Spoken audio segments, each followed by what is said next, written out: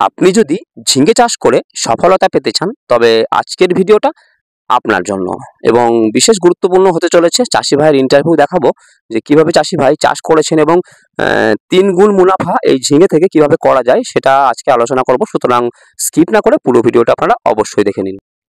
আপনারা দেখছেন কৃষিভিত্তিক ইউটিউব চ্যানেল কৃষক কথা 77। আমি অনিরুদ্ধ রয়েছি আপনাদের সাথে। বন্ধুরা, আজকের ভিডিওতে কিন্তু খুবই গুরুত্বপূর্ণ একটা বিষয় নিয়ে আলোচনা হবে। আপনারা দেখতে পাচ্ছেন আমার চারিধারে রয়েছে ঝিঙের মাঠ। সুতরাং আপনারা বুঝেই গেলেন যে ঝিঙে চাষের বিভিন্ন রকম সমস্যা, বিভিন্ন রকম সেই সমস্যার সমাধান এবং কি ধরনের কি করলে এই মুহূর্তে দাঁড়িয়ে এই যে ঝিঙের চাষটা রয়েছে এটাকে আপনারা সফলভাবে করতে পারবেন। দেখুন, চাষ তো অনেকজনই করেন, মানে বেশিরভাগ গ্রামের লোকই চাষ কিন্তু করেন, কিন্তু সফলতা সবার ঝুলিতে পড়ে না। তো আপনারা বিগত দিনে হয়তো অনেকজন চাষ করেছেন ঝিঙের এই মুহূর্তে, কিন্তু কেউ বলছেন যে গাছ মরে যাচ্ছে, কেউ বলছেন যে বিভিন্ন রকম সমস্যা, পোকার সমস্যা, ধসা পচা গলা, এই ধরনের সমস্যা। তো এখানেই যদি আমি দেখাই একটা আলে দাঁড়িয়ে, এই দিকের মাঠটা আমি যখন দেখাবো আপনাকে, দেখতে পাচ্ছেন একদম গ্রিন, পুরোপুরি ভাবে কিন্তু সবুজ এই মাঠ এবং এখানে ফলও ব্যাপক আছে। আর আপনি যদি উল্টো দিকের মাঠটা দেখেন তাহলে দেখতে পাবেন ধসা পচা গলা কিন্তু এখানে রয়েছে। যথারীতি পাতাতে কিন্তু প্রচুর পরিমাণে রোগ লেগেছিল এবং চাষি ভাই ওষুধ দিয়েছেন। আমি চাষি ভাইয়ের সাথে আপনাদের কথা বলাবো যে উনি কি ধরনের ওষুধ ব্যবহার করেছেন এই মাঠটাতে এবং এই মাঠটাতে। দুটোই ওনার মাঠ, এটা একটু নিচু জমি, সেজন্য জল বসে যাওয়ার জন্য কিন্তু সমস্যাটা হয়েছে। দেখুন, এদিকের মাঠে কিন্তু তেমন জল নেই, শুকনো শুকনো একটা ভাব রয়েছে, সেজন্য গাছটা কিন্তু বেশ পরিপাটি এবং সবুজ হয়েছে। এখানে দেখুন, মাটিটা হচ্ছে কিন্তু সম্পূর্ণ বালি গোত্রের মাটি, একদমই বালি টাইপ মাটির ওপরটা বলে একদম বালি হয়ে গেছে।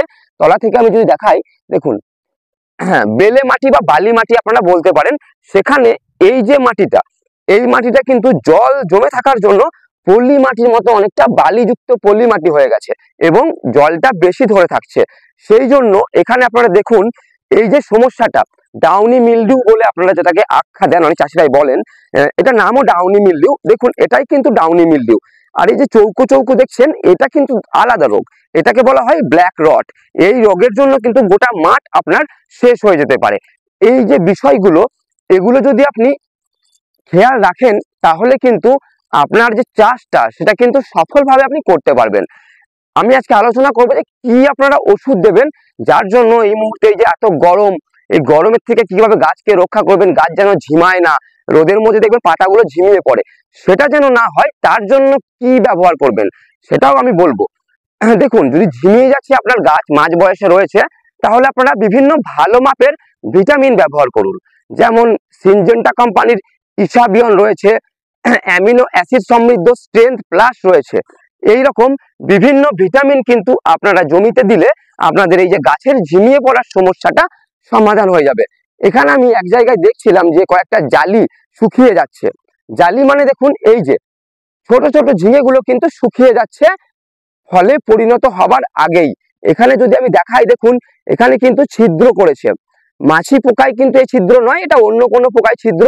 এটা কিন্তু অ্যানথ্রাকোনোস রোগ, ফল পচা রোগ। দেখুন ফলটা ভিতর থেকে কিভাবে পচে যাচ্ছে। দেখুন, এই ফলের ভিতরে কিন্তু পোকা কিছু নেই, ফলটা শুধুই পচে যাচ্ছে। এই রোগটা হলো অ্যানথ্রাকোনোস রোগ। এই রোগ থেকে যদি আপনি আপনার গাছকে বাঁচাতে চান তাহলে আপনাকে স্প্রে করতে হবে বিএসএফ কোম্পানির মেরিভন ফাঙ্গিসাইড। প্রত্যেক 15 লিটার ব্যারেলের জন্য আপনি 8 ml, মাত্র 8 ml মেরিভন মিশিয়ে স্প্রে করুন আপনাদের ঝিঙের জমিতে। যদি আপনার গাছে ফলন সবে শুরু হচ্ছে তাহলে একটা অ্যান্টিবায়োটিক অবশ্যই ব্যবহার করবেন। কিন্তু যদি আপনাদের গাছ এরকম সবুজ সমৃদ্ধ ফল ভর্তি থাকে তাহলে কিন্তু একেবারেই আপনারা মাইসিন গ্রুপের ওষুধ ব্যবহার করবেন না এবং কোনো রকম কোনো কম দামি পোকার ওষুধও ব্যবহার করবেন না, যেমন প্রোফেক্স সুপার বা ওই ধরনের যে সমস্ত 100 বা 150 টাকার ভিতরে 4 ব্যারেল 5 ব্যারেল ওষুধ হয়। কারণ এই ধরনের ওষুধগুলো আপনার জমি থেকে ফুলগুলোকে ঝরিয়ে ফেলবে এবং ফুল যদি ঝরে যায় পরবর্তী 10 দিন পর কিন্তু আপনার জমি থেকে আপনি আর সেই ফলনটা কাটতে পারবেন না। কারণ হচ্ছে ফুল ঝরে গেলে পরবর্তী দিনে গিয়ে জালিগুলো দাঁড়াবে না। বন্ধুরা এখানে আপনারা তো শুনলেন সমস্যার কথা, আমি এবারে চেষ্টা করবো চাষি ভাইকের সঙ্গে একটু কথা বলার। উনি ব্যস্ত রয়েছেন, ঝিঙে তুলছেন, আমি দেখাবো ঝিঙে তোলার ভিডিওটা। তো আমি চাষি ভাইয়ের সঙ্গে কথা বলাবো, আপনারা ভিডিওটা দেখতে থাকুন এবং এখনই এই ভিডিওটা শেয়ার করে দিন আপনাদের বন্ধুদের সাথে। চাষি ভাইয়ের ফর্মুলাগুলো জানার আগে এই ভিডিওটা আপনি আপনার বন্ধুদের মাঝে ছড়িয়ে দিন, যেন সকলে ভিডিওটা দেখে নিতে পারে। এবং আপনি এখনই লাইক করুন ভিডিওটা, আর চ্যানেলটা অবশ্যই নতুন হলে সাবস্ক্রাইব করুন, আমাদের বেল আইকনটা অল করে দিন সব ভিডিও পেয়ে যাওয়ার জন্য। চলুন চাষি ভাইকে একবার ডেকে নিই। এখানে দেখতে পাচ্ছেন ঝিঙে ওঠানো হয়েছে। আসলে গাছটা পুরনো হয়ে গেল, আমাদের আগাম লাগানো হয়, সেজন্য কিন্তু ঝিঙে একটু ছোট হয়ে যাচ্ছে, দেখতে পাচ্ছেন আপনারা। তাছাড়াও ঝিঙের ফলন আবহাওয়ার উপর নির্ভর করে কি হয় বলুন তো, একদিন বেশি একদিন কম।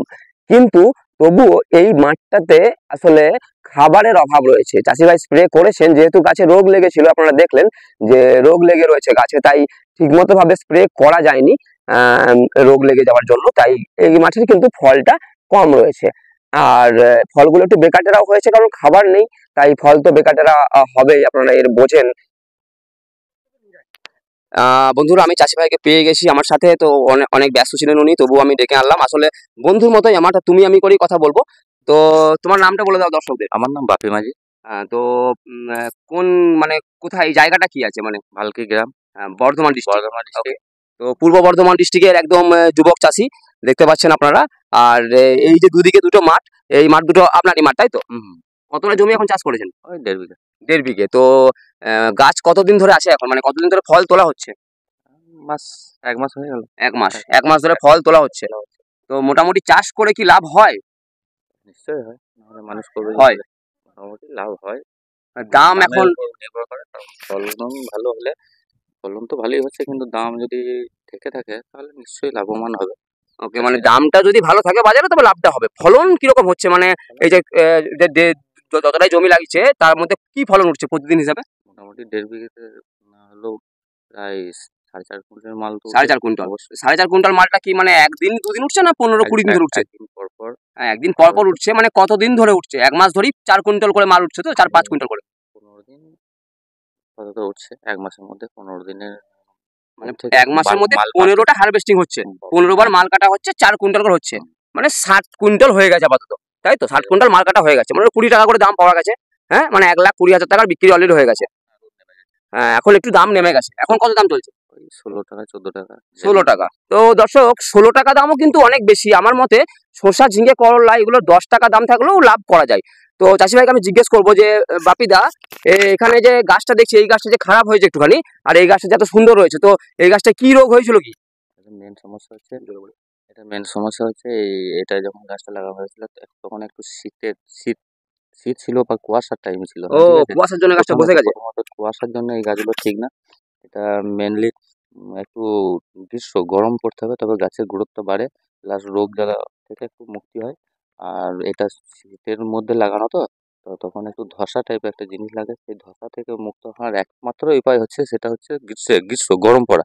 তা গরম পড়তে একটু লেট হয়েছিল, ওর জন্য গাছটা বসে গেছিলো। তো পরে আবার আমরা ওই পরিচর্যা করেছি, যেটা মক্সিমেট বা ওই জাতীয় জিনিস আছে, মানে ওগুলো ব্যবহার করেছি, তো গাছটা পুনরায় ফিরে এসছে। তো এখন মালও মোটামুটি ঠিক আছে। এখন এই মাঠ থেকে মাল কাটা হচ্ছে। হ্যাঁ, আমি দেখলাম তো ওখানে মাল কাটা জড়ো করা রয়েছে, মালের সাইজ একটু ছোট হয়ে গেছে। না, এখন এই কদিনের জন্য পুকুর রোদ দিয়েছে, আবার এই যে নতুন নতুন ডগ ছাড়ছে, দেখা যাচ্ছে ওখানে যে জালি নতুন নতুন পড়ছে, আবার দিন পাঁচেকের মধ্যে আবার ফলনটা ঠিকঠাক চলে আসবে। বিশেষ করে এটা ওই গ্রীষ্ম, এখন এমন রোদ গরম যে এখানে পুরো জলের টান আছে, বালি মাটি, তো এই মাটিটা দেখতে পাচ্ছেন, এই যে একটু বালি টাইপের। হ্যাঁ হ্যাঁ হ্যাঁ, মাটিটা বালি অবশ্যই। এখনই জল দেওয়ার পরে সঙ্গে সঙ্গে দেখতে পাবেন যে জল আর নেই। তো রোজ তো আর জল দেওয়া সম্ভব না, আমাদের এখানে জলের সমস্যাটা খুব। এখান থেকে জল কিভাবে পান? জল কোথা থেকে আসে? আপাতত প্রায় 1/2 কিলোমিটার দূরত্ব যেতে হয়। সেই মানে পাইপে করে আসে কি ড্রেনে দিয়ে আসে? ড্রেনে আসতে কোনো আধ ঘন্টা সময় লাগে, আধ ঘন্টা মানে মাথাতে আসতে। মানে জলটাই কিনতে হয় না সরকারি কোনো প্রকল্প? না না, কিনতে হয় 120 টাকা ঘন্টা। 120 টাকা 1 ঘন্টা? টাকা ঘন্টা। হ্যাঁ, তো এই জমিটা 10 কাঠা জমিতে তোমার 120 টাকা ঘন্টা হলে 3 ঘন্টা জল অলরেডি লাগে। এটা আধ ঘন্টা আসতে লাগে, আর 3 ঘন্টা জল। তো অতএব 3 ঘন্টা জলের দাম হচ্ছে 360 টাকা। অতএব 1.5 ঘন্টা 1.5 বিঘে জমি জল করতে, এরপর হিসাব করুন। সেই তো অনেক খরচ জলের। তো আপনারা কি চান যে সরকার সরকার এই যে এখানে জলের ব্যবস্থাটা কি করে দিক, আপনারা কি চান এই ইয়াং চাষি ভাইরা? কারণ যখন চাকরির নেই তো বিকল্প হিসেবে চাষটা যখন করতে হচ্ছে আমাদেরকে আপনাদেরকে, তো মানে তোমাদেরকে, তো সেক্ষেত্রে আপনারা কি তোমরা চাও যে এখানে একটা সরকারিভাবে একটা প্রকল্প হোক যেখানে জল মানে সবাইকে অল্প মূল্যে দেওয়া হোক, মানে একটা স্বল্প মূল্যে আর কি? চাষির খুব সুরাহা হয়। হ্যাঁ, তো আপনারা দেখতে পাচ্ছেন যে চাষি ভাই বলছেন যে একটা যদি জলের ব্যবস্থা হয় তাহলে খুব ভালো হয়। অনেক দাম দিয়ে জল পাবলিকের থেকে কিনতে হয় এবং এনাদের ঘাড় ভেঙে, মানে গরিব চাষিদের ঘাড় ভেঙে কিন্তু জলটাকে কিন্তু মানে কিনতে হয় এনাদের। তো আপনারা যারা জলের সমস্যা যাদের নেই ওনারা কিন্তু ভালোভাবে চাষ করতে পারেন। তাই এই মাঠটায় গাছ তো খুব সুন্দর দেখছি। তো এখানে তো ওষুধ তো নিশ্চয়ই দেওয়া হয়েছে। এখানে কি সপ্তাহে 2-3 বার করে ওষুধ ব্যবহার করা হয়?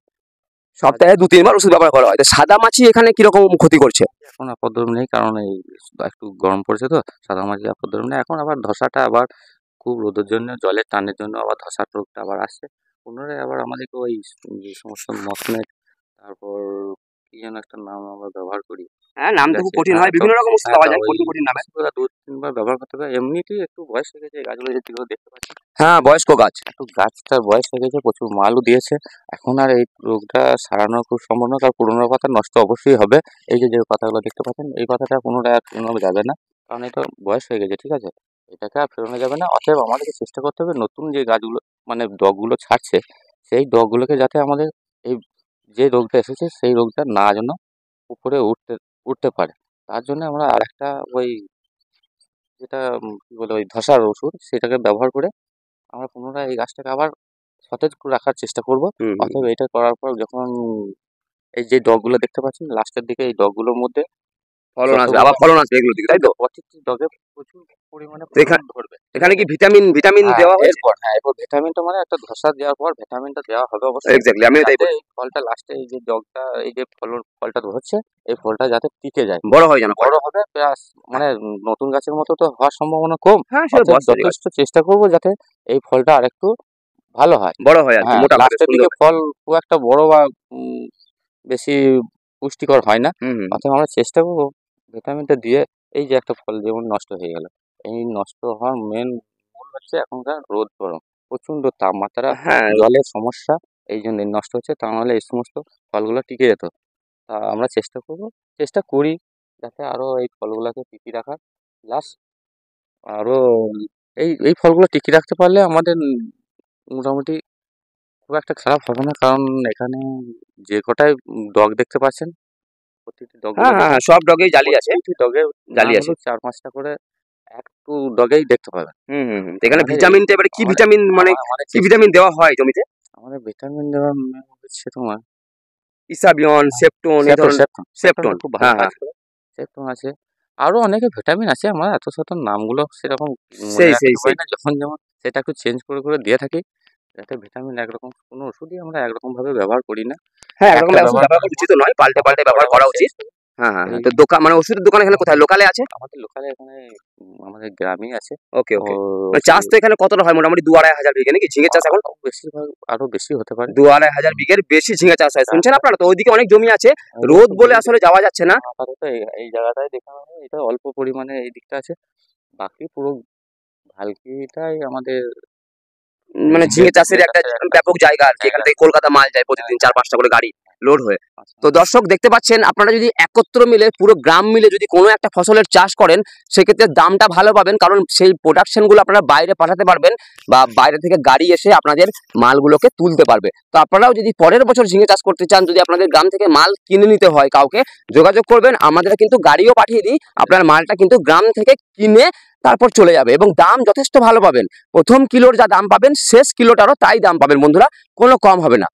তো দর্শক চাষি ভাইকে পেলাম, আপনারাও শুনলেন চাষি ভাইয়ের মুখ থেকে বিভিন্ন রকম কথা। তো দাদা ধন্যবাদ, আবার অন্য সময় আসবো অন্য কোনো ফসল নিয়ে। পরে আপনি কি লাগানোর কথা প্ল্যানিং করছেন? আপনি সারা বছর সবজি চাষ করার প্ল্যানিং করছেন, তো পরে কি চাষ করবেন? পরে এখন কোনো ঠিক করি না, মানে বর্ষাকালের দিনে এখানে তো ভালো চাষ হবে, জাঙ্গা জমি, শসা, করলা, সেটাই কি মানে করলার পরে দাদা লাগাচ্ছেন। তো আপনারাও লাগাতে পারেন, যাদের ঝিঙে রয়েছে, শসা রয়েছে, মাঠ শেষ হয়ে আসছে, ওনারা করলা লাগাতে পারেন, শসা লাগাতে পারেন। অন্য মাঠ থাকলে যেখানে ঝিঙে লাগাননি সেখানে আবার ঝিঙে লাগাতে পারেন।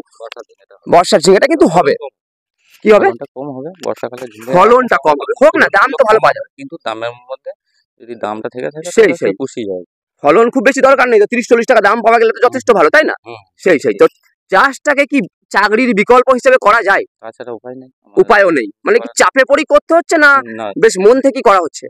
আমরা এমনি রিটায়ারে চাষি ঘরেরই ছেলে আর কি, যাই হোক, হ্যাঁ চাষি ঘরেরই ছেলে, মানে চাকরি করার ইচ্ছা নেই আর কি, একটা ছোটখাটো ব্যবসাও আছে জানি আপনার, তোমার হ্যাঁ, তো একটা ব্যবসা ছোটখাটো, তার সঙ্গে এই চাষ আছে 2-3 বিঘে, হ্যাঁ মানে যাই হোক চাষ থেকে লাভ হয়।